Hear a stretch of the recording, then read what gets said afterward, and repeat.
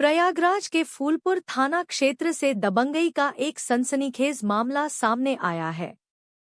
तहसील हंडिया के ग्राम गोसैसीपुर में 26 जनवरी गणतंत्र दिवस जैसे राष्ट्रीय पर्व का फायदा उठाकर आबादी भूमि पर जबरन कब्जे का आरोप लगा है।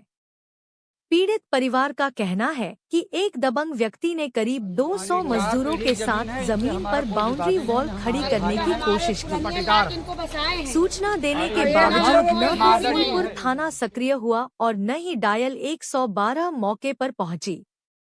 मामला जब एसडीएम हंडिया तक पहुंचा तो उन्होंने निर्माण रुकवाने और कार्रवाई के निर्देश दिए, लेकिन आरोप है कि थाना अध्यक्ष ने दबंग के दबाव में दोबारा निर्माण शुरू करवा दिया।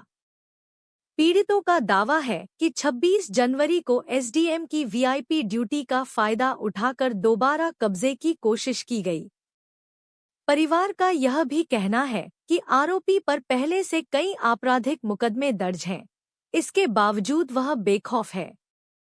अब सवाल यह है कि जब प्रशासनिक आदेशों की खुलेआम अवहेलना हो रही है, तो आम जनता को न्याय कैसे मिलेगा? पीड़ित परिवार ने योगी सरकार से सुरक्षा, निष्पक्ष जांच और अवैध कब्जा तत्काल रुकवाने की इसके पहले सुरेंद्र सिंह, राम बहादुर सिंह, शमशेर सिंह के द्वारा आबादी 8-9 बीघे की आबादी कब्जा कर रहे थे। संगीन धाराओं में 4 एफआईआर दर्ज किया गया। उस समय पंकज लवानिया फूलपुर सीओ के माध्यम से सहायता मिली।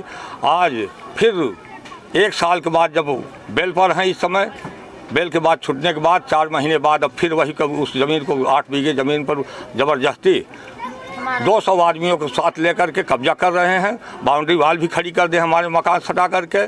पुलिस की सहायता जब मुझे नहीं मिली तो मौके पर उप जिलाधिकारी हंडिया महोदय आकर के काम को रुकवाए, पुलिस को आदेशित भी किए, लेकिन पुलिस उनकी आज्ञा का भी न पालन करके आज फिर काम कल के शर्त के अनुसार काम बंद रहेगा, लेकिन आज काम चालू हुआ।